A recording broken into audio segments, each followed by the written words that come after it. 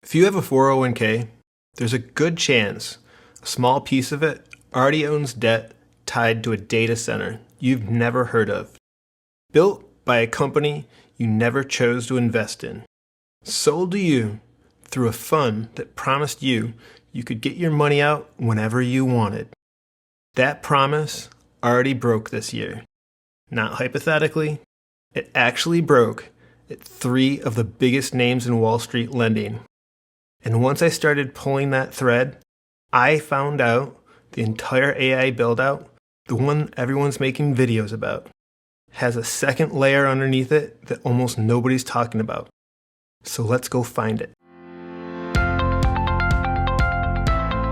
Fun fact, in October of 2025, Meta needed nearly $30 billion for one data center in Louisiana. And none of that money will ever show up in Meta's own balance sheet. Not because it's hidden per se, it's all public if you know where to look, but because of how it's structured, and that structure is the whole story. Here's how it actually works. Meta didn't go to a bank and take out a loan the normal way. Meta set up a separate company, a shell basically, a special purpose vehicle, SPV, if you want the acronym. And that separate company raised nearly $30 billion. About $27 billion of it is debt from PIMCO, BlackRock, Apollo, and a few others. Plus about $2.5 billion in equity from a firm called Blue Owl Capital. That SPV owns the data center. Meta just signs a lease and pays rent on it.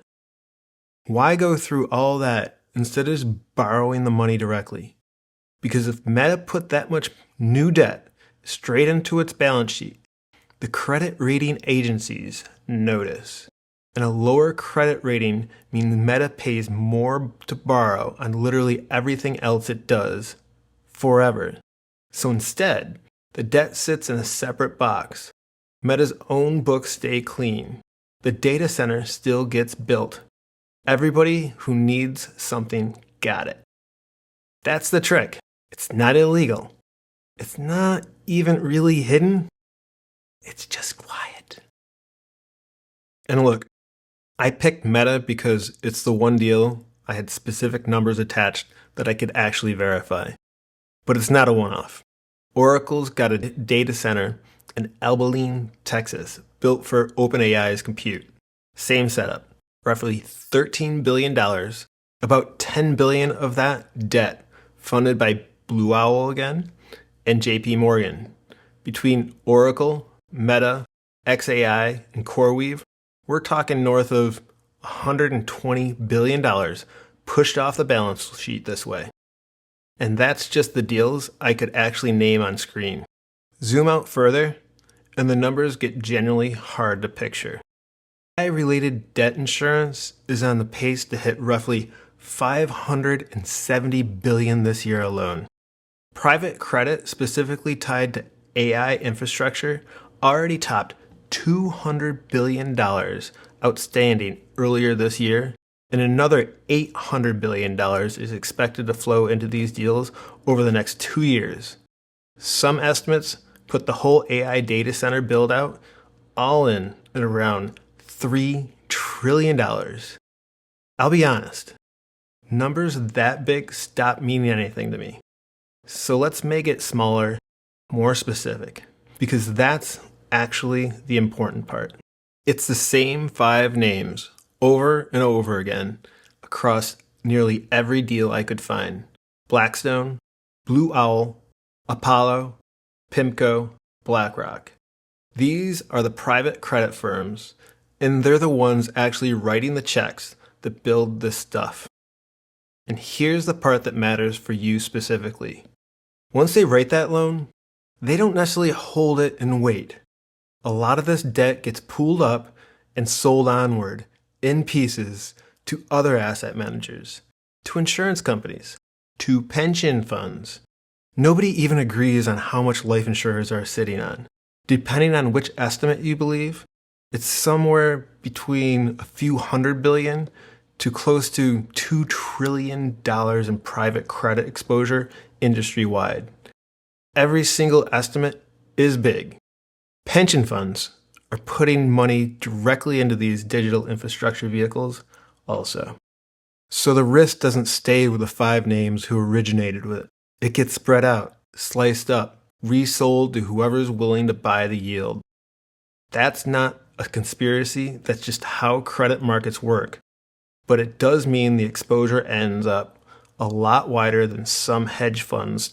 It ends up in places people don't expect. Which brings me back to the start. You can't just walk up and buy this debt directly. It's privately placed and restricted, but you reach it anyways, through the side door.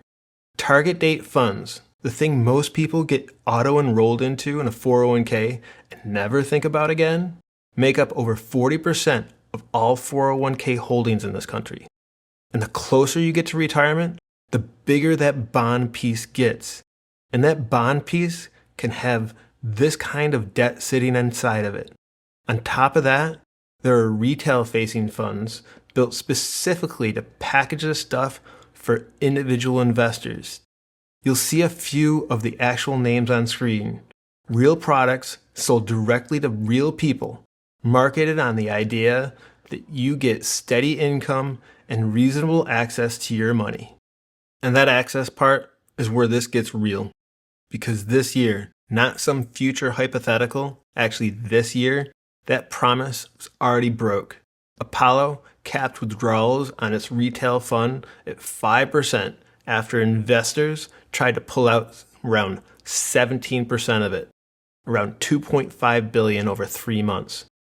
Blackstone did the same thing on its fund, capping it at 5% after redemption request hit 10% on a single quarter.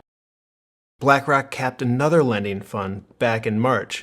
All 3 the same year, same basic move, telling investors you can't have some of your money back, not all of it, not right now. I want to be careful here because I couldn't nail down whether the specific redemption wave is directly tied to AI data center losses specifically or just private credit getting nervous in general. That matters. But here's what I can say. You cannot offer people daily access to their money on assets that are generally illiquid forever. Eventually, somebody tests that promise. And in 2026, people did at 3 separate firms, and the promise didn't hold. If that sounds familiar, it should. It's basically the same mechanic that took down Silicon Valley Bank a few years back. A fund or a bank telling everyone their money is available on demand until enough people ask all at once, and it turns out it wasn't.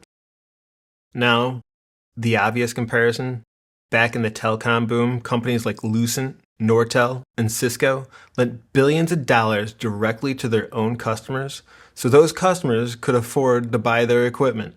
Lucent alone committed $8.1 billion of it.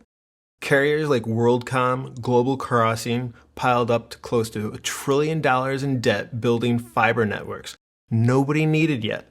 Lucent's revenue went from almost $38 billion in 1999 down to less than $12 billion by 2002. It never came back. To be honest, when I first read about the AI data center financing, that's exactly what jumped to my head. And a lot of smart people have made the same comparison already. But I don't think it's quite that clean, and I want to give you an actual counterargument, not just the scary version.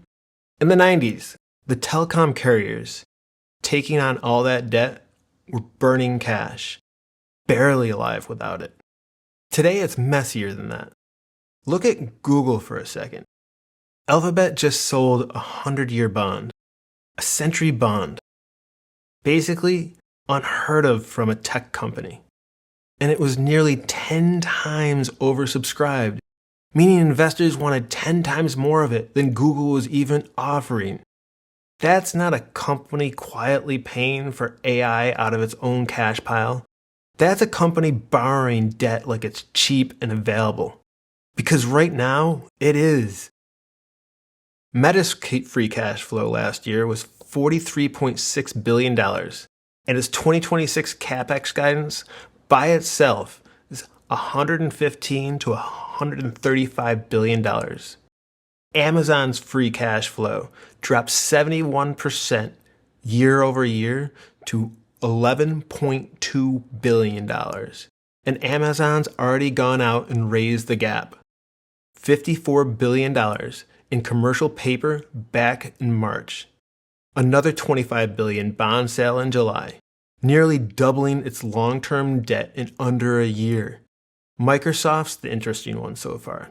It's mostly stayed away from the special purpose vehicle trick itself, funding its build-out more out of its own cash and ordinary corporate bonds, though there's already reporting that it's exploring an SPV partnership with BlackRock that could look a lot like Meta's Hyperon deal.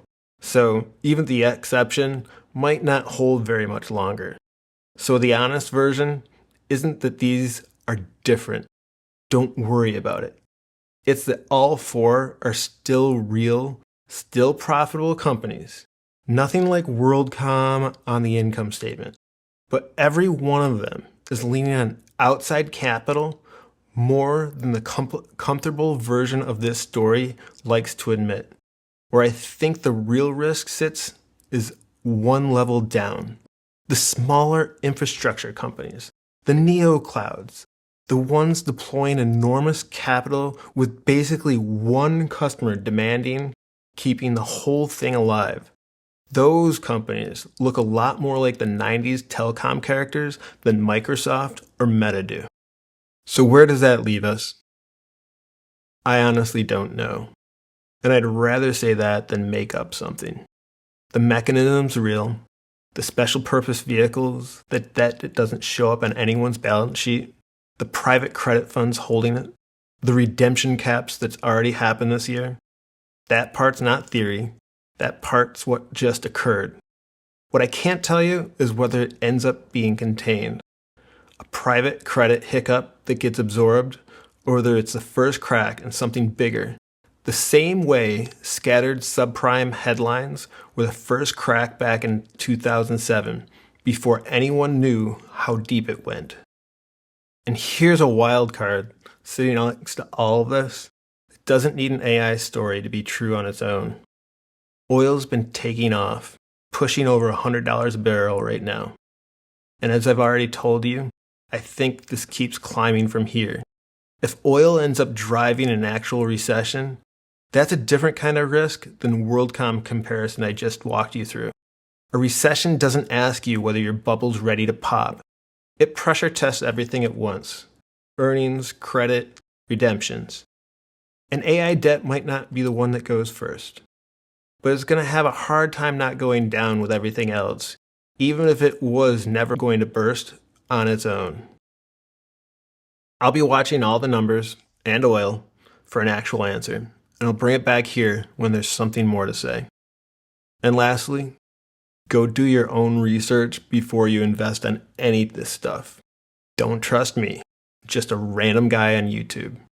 And as always, good luck. Take care. Bye-bye. There should be a button just down below here. If it says subscribed, you're already subscribed. If it says subscribe, that means you're not yet. And if you're not subscribed, could you please do me a favor and hit that button? It helps the show more than you know. Thank you so much.